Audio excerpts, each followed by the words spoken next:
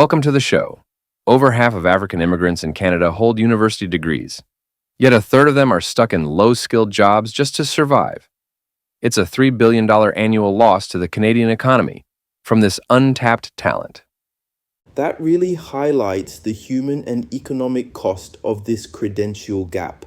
What's driving this disconnect between education and opportunity? Well, it reminds me of this African proverb: the one who fetches water is the one who breaks the pot.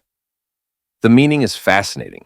Taking action always carries risk, but doing nothing guarantees failure. That's quite profound when you think about how it applies to professional immigrants having to reinvent themselves.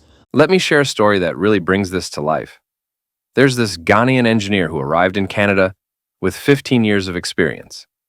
At first, he could only find work as a delivery driver. But instead of getting stuck there, he made an unexpected move. Oh, what path did he choose? Well, he enrolled in a free online coding boot camp while still doing deliveries. Here's what's interesting. He actually used his engineering background to master coding faster than most students. Now, he's a developer at Shopify making six figures. That's such a clever way to leverage existing skills in a new direction. It reminds me of another success story. A Congolese woman with an MBA who took a completely different approach. Right? She started volunteering at a nonprofit, didn't she? And that's where things get interesting about the whole Canadian experience requirement that everyone talks about. Exactly. She became their operations manager within 18 months. But what's fascinating is how she used her business background to identify inefficiencies in their systems, essentially creating her own role. You know what's really striking about these stories? They highlight how Canadian experience isn't just about paid work.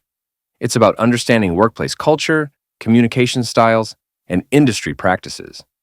And there are so many ways to gain that beyond traditional employment. That brings up an important point about resources. What support systems are actually available for professionals in this situation? Well, here's something surprising.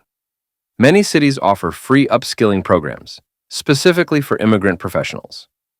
Toronto, for example, has a program that provides up to $5,000 in training vouchers. But here's the catch. Many people don't know about these resources because they're afraid to approach government offices.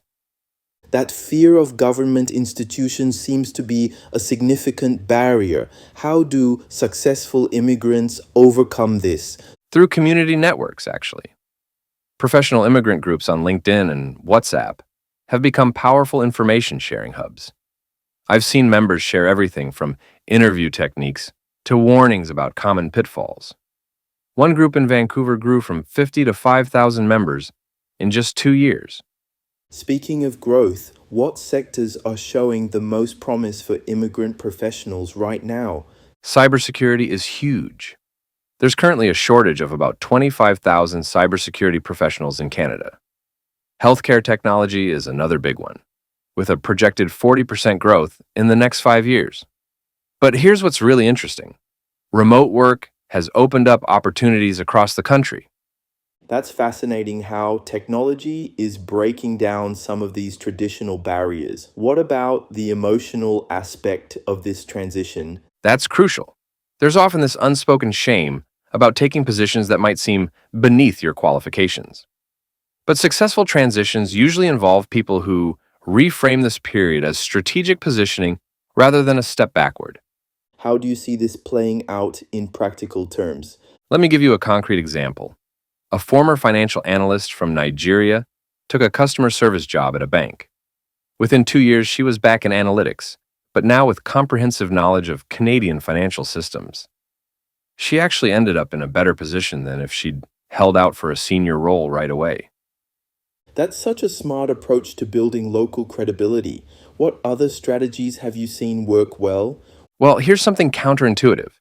Sometimes the fastest path forward is taking a step sideways, like healthcare professionals who transition into healthcare technology, or teachers who move into corporate training. They're using their core expertise, but in less regulated sectors. So it's about finding creative ways to translate existing expertise into new contexts. Exactly. And here's what's really exciting. The pandemic has actually accelerated this trend. Remote work means immigrants can now work for companies across Canada, not just in their immediate area. Some are even landing US tech jobs while building their Canadian experience.